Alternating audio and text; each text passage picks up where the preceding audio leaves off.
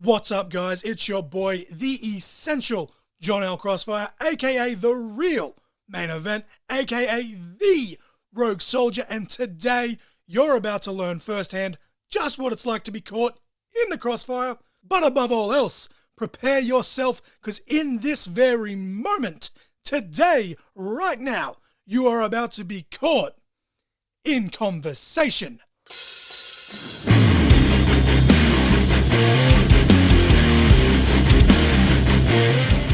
Hello, ladies and gentlemen, and welcome to episode 55 of Caught in Conversation.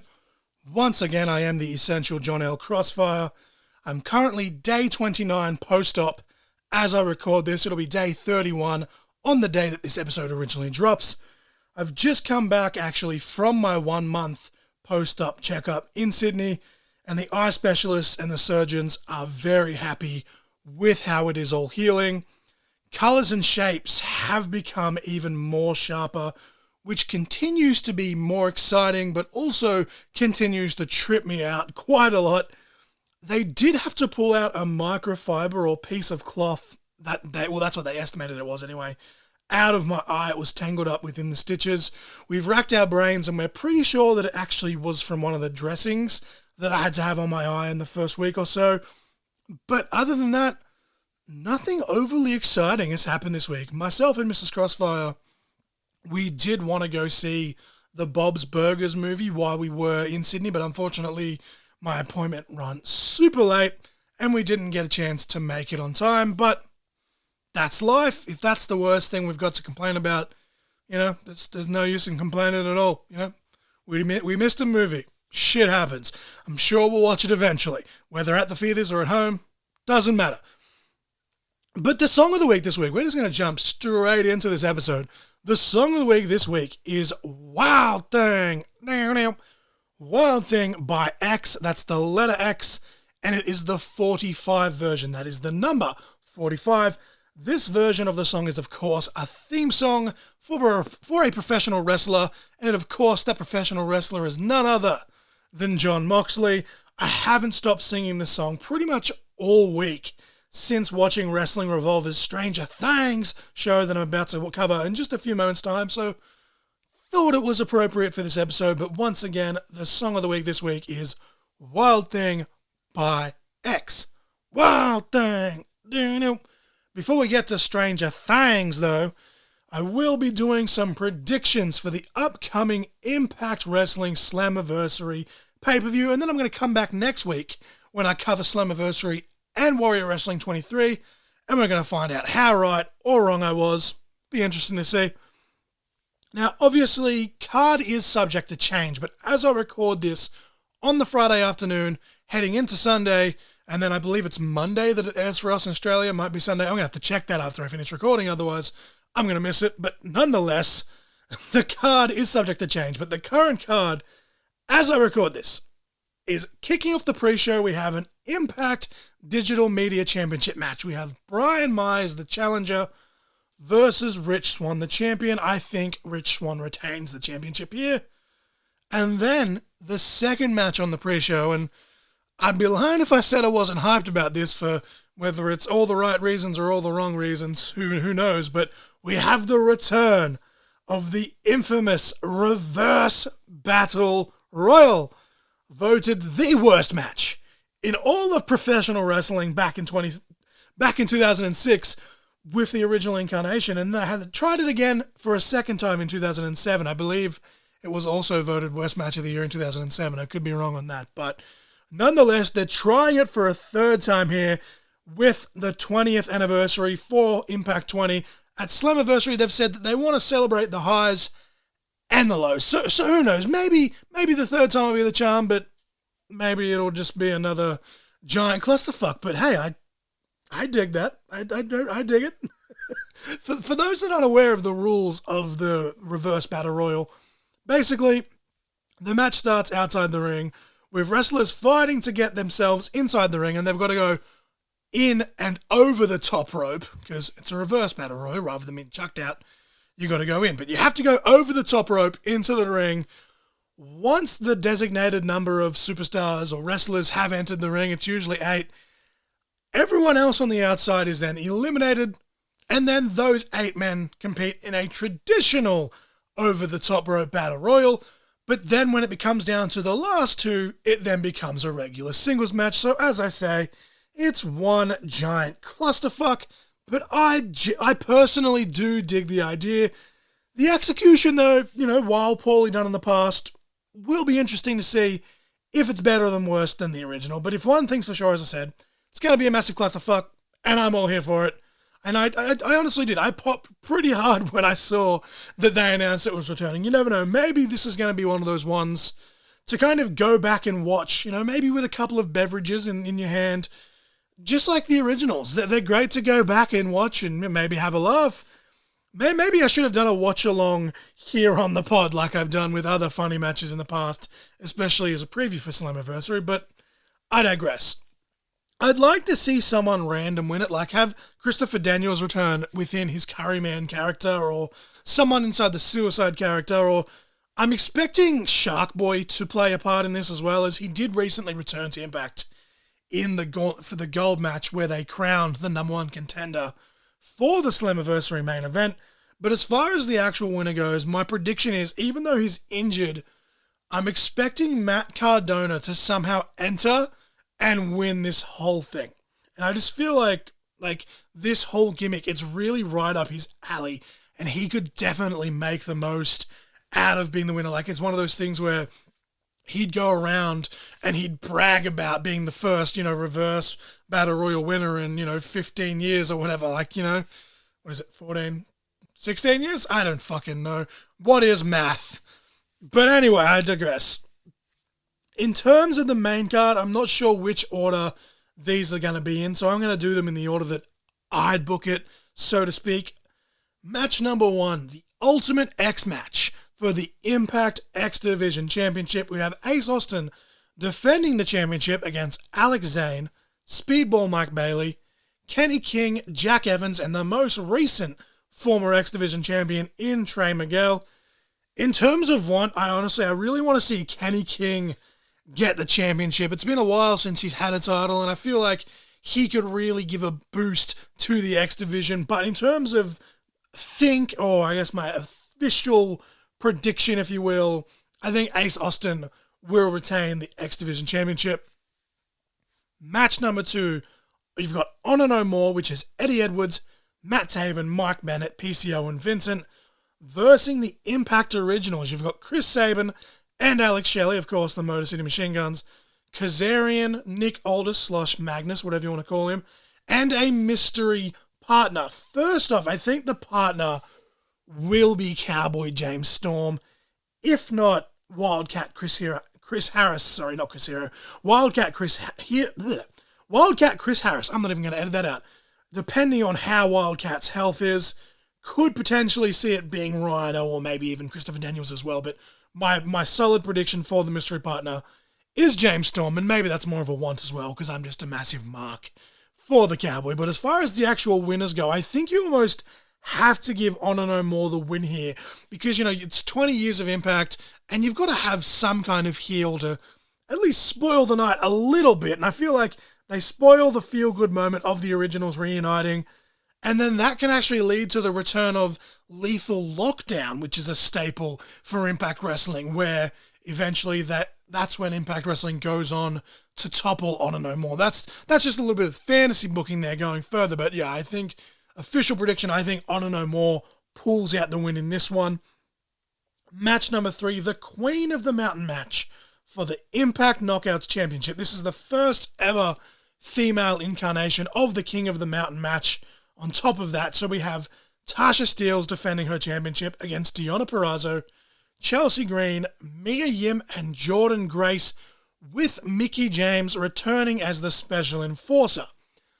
All of the challengers here are former Knockouts champions in their own right. That was the caveat, that was the whole kayfabe, criteria that they had to meet to qualify for this match. And I would love to see Jordan Grace get the win here, get the title back, but I do see Tasha Steelz retaining, and it kind of gives her a little, notch in a belt, a feather in a cap, whatever cliche you want to throw at the wall, see if it sticks.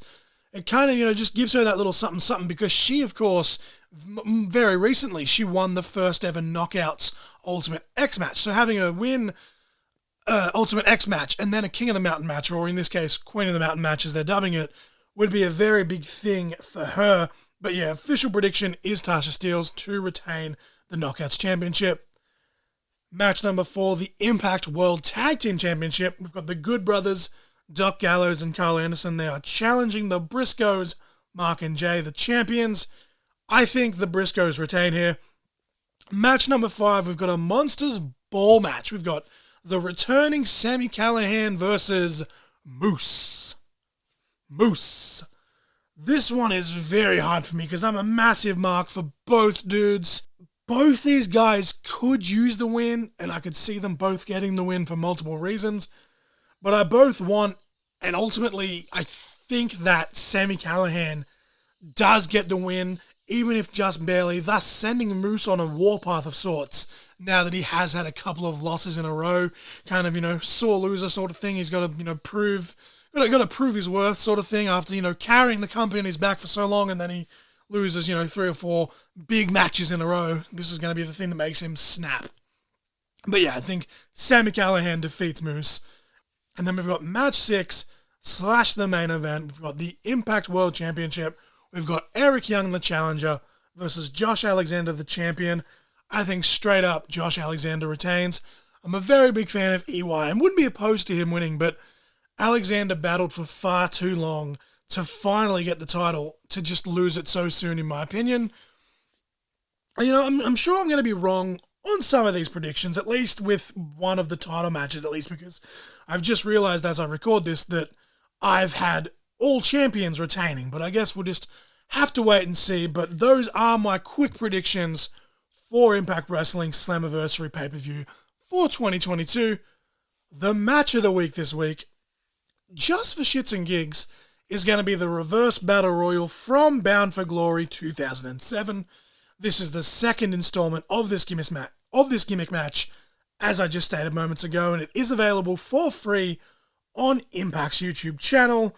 If you haven't seen what it's all about, definitely worth checking out at least once.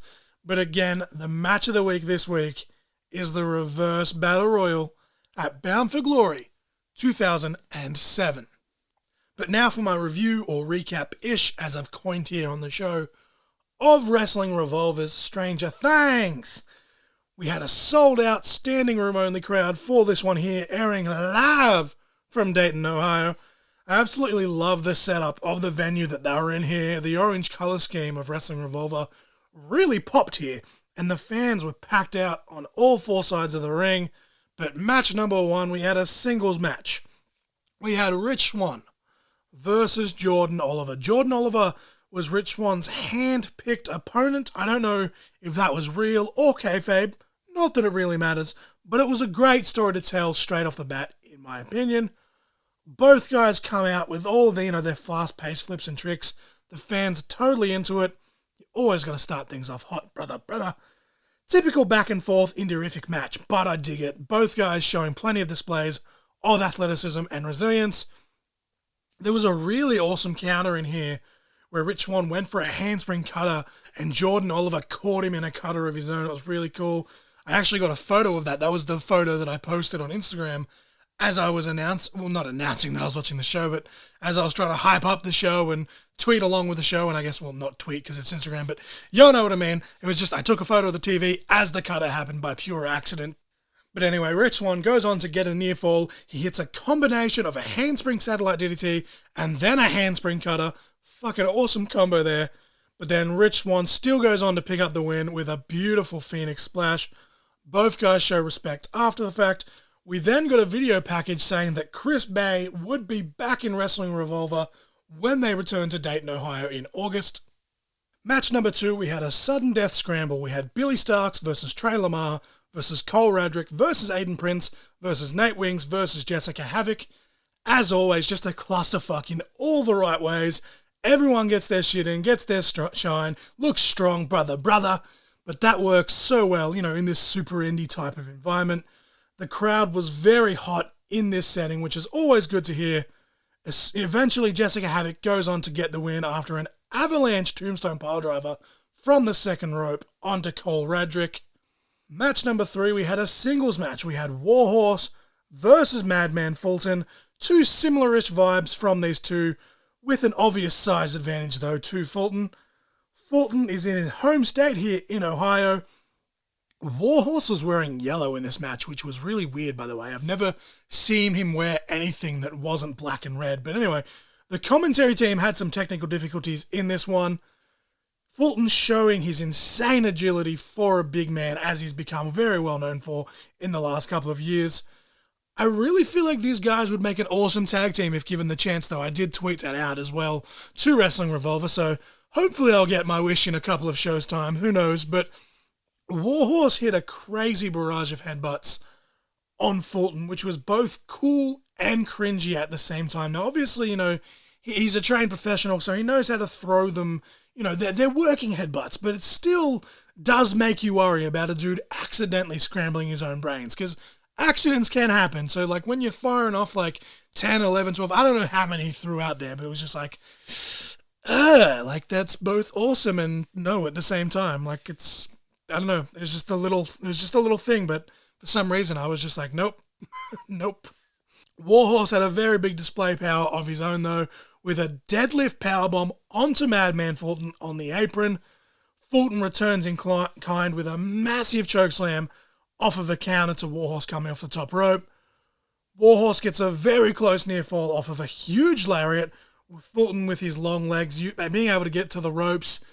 I initially didn't see Fulton's feet get on the ropes, and I was really confused because I thought that Warhorse had won, and I'm just like, why'd the ref stop counting? But no, it was just beautifully done. The match continued. Warhorse would attempt a top rope Hurricane Rana, but Fulton catches him and attempts an avalanche deadlift powerbomb. But at the very last minute, Warhorse counters the counter, snaps off the Rana, but turns right around into a huge lifting, swinging flatliner from Madman Fulton, and Madman Fulton picks up the win from that. Both guys show respect to each other after the fact by way of headbanging with each other. I dig it. Got to get that gimmick over, brother. Match number 4, we had a singles match. We had the Wrestling Revolver Remix Championship. We had Alex Shelley, the challenger, versus Trey Miguel, the champion. I was super hyped from this one. Alex Shelley was basically a mentor to Trey Miguel over the last couple of years, so this is almost like a student versus teacher type of scenario. So both guys, going tit for tat in this because of that. Very well done. This match made me really want to see the Rascals versus Motor City Machine Guns again. Shelley really slowed down the pace and stretched Trey out, but got a bit too cocky and allowed Trey to pick the pace up nonetheless. But Trey basically punching himself out. Shelley comes very close to a submission win with a crossface. Shelley actually hit Trey with a sliced bread on the floor as well, but took too long, which allowed Trey to shift the momentum again, hit a suicide dive that made me gasp. He went straight headfirst into the barricade, did Trey Miguel, and I think it looked like, from at least the camera angle, that Shelley might have smacked the back of his own head on the barricade as well. But as I said, just a lot of back and forth in this match. I really enjoyed this match so much, I didn't even realize until the end of it that there was no stipulation for this one. Of course, the Remix champion can pick the stipulation for any title defense he wants, but Trey left it as a traditional one-on-one contest here. Trey does manage to get a quick pin out of countering out of a submission attempt to retain the Remix Championship. Alex Shelley would shake Trey Miguel's hand after the fact, but much to the chagrin of the Wrestling Revolver faithful, quickly swerved us, jumped all over Trey Miguel, attacking him, but then Trey cuts a promo challenging Alex Shelley to a tag team match. It's gonna be the Rascals versus Motor City Machine Gun. It'll be Trey and Zachary Wentz. Sammy Callahan came out to make that official for August. I think I splooshed just a little bit for that one. Match number 5, we had a Dayton street fight. We had Alex Colon versus Myron Reed. Here we fucking go. These guys wasted absolutely no time bringing out all the gimmicks. Myron Reed hit a massive dive over the top rope and almost went all the way into the back row. Super impressive combo of height and distance. It was just nuts. And then he ran up the wall because why the fuck not? Some fucking ninja shit here from Myron Reed. They brawled through the crowd, which of course is right up Alex Cologne's alley, and they actually ended up outside the venue, outside the food truck, which I guess that's one way to get one of your sponsors over. I got caught up in the action about halfway through and forgot I was actually meant to be taking notes. Myron Reed hit a draping flatliner onto Cologne, onto a door that didn't break. Ouch. Myron Reed went for his trademark 450 splash, but Alex Cologne got out of the way and picked up the win with an O'Connor roll. They went to intermission here, and the match they showed during intermission for the fight feed was the tag team match from the Swerve's House event a few months back, where Steve Macklin and Weston Blake would win the tag team titles off the Wolves. That's a pretty good match if you haven't seen it. I've already seen it before, so I kind of used that to go and take my bathroom break and whatever else. But back to the actual show. We had match number 6. We had the Wrestling Revolver Tag Team Championships. Aha! I see why they did that now. We had the Wrestling Revolver Tag Team Championships. We had Infrared, Logan James, and Tyler Matrix with Phil Stamper, the challengers, versus the Prisoners of Society, aka POS, Steve Macklin, and Weston Blake, the champions. As I said, they just showed the match where they won the titles. Infrared, of course, representing JT Dunn's faction of the unit. Before the match could begin, though, we were interrupted by the team of Man Scout and Dan the Dad, and this actually led to us having an impromptu triple threat match for the titles, with Man Scout and Dan the Dad being added. Man Scout with his usual antics with his camping manual. The crowd actually started a read that book chant a few times, which had me chuckling. That's going to be a first time ever for wrestling. We got a great spot where, due to the rules of the match, Infrared both ended up being legal and made it look like they were actually going to fight each other, but instead one laid down for the other, causing the others to break it up. I've always loved that spot in the triple threat tags, where it's the ones where it's like any two people are legal, you can tag anyone from any team. Because I remember back in WCW, the Outsiders, Kevin Nash and Scott Hall, I don't know if it was they won the titles or they retained the titles, but they actually walked out as champions because of that loophole in WCW. So I really popped for them doing that spot here. And I say this every time I see Infrared in Wrestling Revolver, but I'm really hoping to see them in more promotions, because every time I see them, I'm more and more impressed. The Prisoners of Society give Dan the Dad a double military press over the top rope, which is kind of scary. The match picked up its pace with Infrared getting a handful of false finishes. Man Scout and Dan the Dad hit stereo ravishing Rick Rude-esque neck breakers, which popped me because I'm a sucker for that, the old Hangman neck breaker. And I really enjoyed the finishing sequence as well. Dan the Dad and Man Scout would chase Phil Stamper out of the building, which took them out of the equation, and that allows a distraction for Macklin and Blake to take out Infrared, because of course they're worried about their manager. And then Prisoners of Society retain the Revolver Tag Team Championships. Before the next match can begin, however, Damian Chambers interrupts the show, as he has in the past. Like, I thought I had bad language, but this man has one hell of a potty mouth. Danhausen would definitely not like him at all.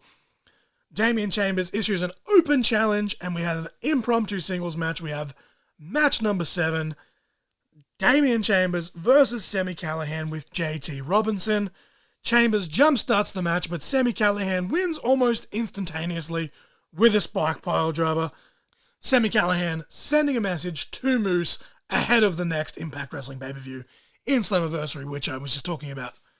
Match number 8, we had a singles match. We had Crash Jackson versus Larry D. A little bit of a hoss fight action here. This was the match that we were meant to have before Damian Chambers so rudely interrupted us all. How dare you, good sir? Larry D has dropped some serious weight. Good on him. Still very much in, the hard-hitting hoss category, though. Both these guys, very modern-day big men with their athleticism, of course. Larry D with a noticeable boost in speed now due to his weight loss. Larry D hit one of the best corner cannonballs that I've ever seen in this match here. It was just crazy. The speed, the form, everything was just freaking awesome. Lots of strong style strikes and chops exchanged in this one. Both men just tossing each other around like the respective opponent was nothing. Larry D hit a super sexy discus clothesline that made your boy Crossfire here very jealous. If you know, you know. Crash Jackson got a very close near fall of a very interesting Death Valley driver variation, but followed up with a huge running powerbomb to get the win nonetheless. Crash Jackson continuing to build momentum here in Wrestling Revolver with another win. We had an interruption from Gia Miller. She shows Ace Austin on screen live via satellite from Japan, the newest member of the Bullet Club in Ace Austin, might I add. Couldn't hear Ace momentarily due to technical difficulties, but basically he was just doing what his Bullet Club, teammate Chris Bay did earlier in the night, and he did announce that he will be in Wrestling Revolver in Ohio when August rolls around. And of course, as I said, now he is representing the Bullet Club. Match number 9, we had a singles match for the Wrestling Revolver Heavyweight Championship. We had Jake Chris, the challenger, versus JT Dunn with Phil Stamper, the champion. JT Dunn enters first and tried to cut a promo, but Jake Chris wasn't having any of that. Chris music hits, cussed JT off before he could even say anything, and this obviously flusters both JT Dunn and his manager Phil Stamper. Both guys were constantly jockeying to try to gain the mental advantage. Both guys constantly talking tons of trash to each other. The fans were solidly behind Jake Christ in this one. JT Dunn does an absolutely brilliant job of being a heel. Jake Christ had numerous near falls in this one, including a big top rope crossbody and a massive powerbomb. Christ introduced some doors into this match, despite it being a no disqualification match. Christ hit Dunn with an avalanche bulldog onto one of the doors, and much like earlier in the street fight, it didn't break. Once again, fucking ouch! JT Dunn got to the ropes when Christ had him in a sharpshooter, and the referee said there was no rope breaks. The commentary team was just as confused as I was, because apparently it was a no DQ match now. I dig it, but what the fuck? JT Dunn hits an avalanche tombstone piledriver onto a handful of chairs, but that didn't stop Christ from almost getting the win until Phil Stamper pulled the referee out of the ring. Infrared did a run-in. It was thwarted by Christ. Christ sent both men into a door, another one which also didn't break. Ouch.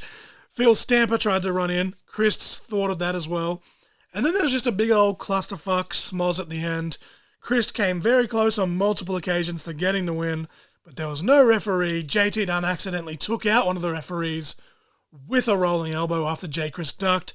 And eventually, after all the drama, JT Dunn hits the rolling elbow onto Jake Christ and retains the Revolver Heavyweight Championship. The Revolver fans chant bullshit, and Jake Christ asks for a microphone. Jake Christ would start to take off his boots, to which the fans started chanting, "Fuck this shit," and I was literally staring at my TV going, no, because we all know what the universal sign for taking off your boots in the middle of the ring means. It means retiring, and I was just like, no. But then Christ kind of swerved on the fans, turned heel, went on a rant about how there's only one person he can count on, not the fans, not his friends, not even his family. It's just him. Sami Callihan comes out to try and calm Jake Christ down, to which he simply says, "Fuck you, Sami," tells everyone to kiss his ass before leaving. So I don't know if he's actually going to retire now or what the deal is, but yeah, Jake Christ with a massive heel promo after what was a fantastic match with, probably way too much overbook and clusterfuck, shindiggery, skullduggery, I don't know what the fucking word is, but just lots of shenanigans regardless. But yeah, Jake Christ with a massive heel promo. Match number 10 / the main event. We had a singles match. We had Speedball Mike Bailey versus John Moxley. This was a first time ever matchup here. Wild thing, you make my heart sing. What a banger. Still not a fan of Mox per se, but you can't deny the atmosphere when that man enters a building. Moxley, much like Madman Fulton earlier in the night, was here in his home state, and the fans gave him a very warm home welcome, if you will, almost a homecoming of sorts. I wasn't sure what to expect with this matchup, as it was such an interesting clash of styles, yet so evenly matched in a weird way. All I knew was I was expecting it to be good, and spoiler alert, it was. Moxley spends most of the match trying to keep Mike Bailey grounded, sound strategy when you're with a high flyer. There was a spot that made me cringe really bad where Speedball went for a moonsault double knees on the apron. Mox moved, sending Speedball knee first into the steel beam of the apron on his own accord. That's a big note for me. Like, I know people make jokes about the commentators going, oh, it's the hardest part of the ring, bugger, but it really is the hardest part of the ring. It's just a piece of fucking steel, and knee pads aside, Bayley still went knee first into it. Like, that's one way to do your knees in. That's a note for me. Big note for me. Speedball still managed to hit a moonsault off the side of the wall on the outside, though. I love the story that you could see where the respect was slowly growing throughout the match from Moxley towards Mike Bailey, as they're just constantly smacking the crap out of each other. Moxley got his trademark Bulldog choke on Speedball, but Speedball managed to escape the hold. Moxley would rain down with elbows and knees, to which Speedball flips Moxley off and kicks out at 1. Moxley gets a near fall off a cradle pile driver, but picks up the win with the paradigm shift. Wild Thing! Down. Speedball Mike Bailey still looking very strong, even in defeat, brother. As Jim Ross says, if you can't lose clean to another wrestler's finish and still get over, you're just not doing it right. Speedball obviously doing something right. Speedball bows to Jon Moxley after the fact, and Jon Moxley acknowledges his efforts. The fans show their appreciation for both men, and Mox cuts a promo to send the fans home happy. He puts over Mike Bailey on the mic in the process. Wild Thing! Down out. Overall, pretty good card. Really looking forward to the Cage of Horrors show in a few weeks' time. And the August show sounds like it's shaping up to be a very good one as well. I'm super freaking keen for that Rascals versus Motor City Machine Guns match coming up.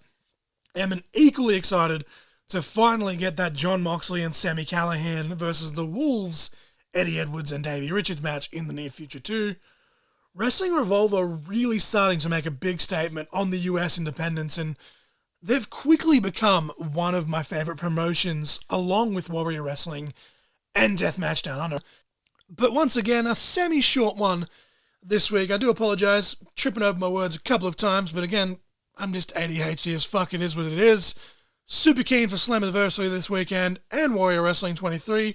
That's what next week's episode will be about. When those shows have finished and we've watched it, we can all talk about who was right and who was wrong and whatever else, but that will bring me to a close for this week. If you watched the Wrestling Revolver show, tell me what you thought about it. Or, better still, if you haven't watched it, go on Fight TV, buy it, it's well worth the money.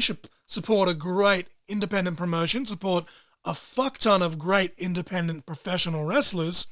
But as always, here comes the crack record part. Thank you for your support. Make sure you check the links in the description below for merch, social medias, and upcoming events. The song of the week was Wild Thing by X. The match of the week this week was the Reverse Battle Royal at Bound for Glory 2007. I am the Essential John L. Crossfire. You were just caught in conversation. Wild Thing. Down out, down out. You make my heart sing. Down out.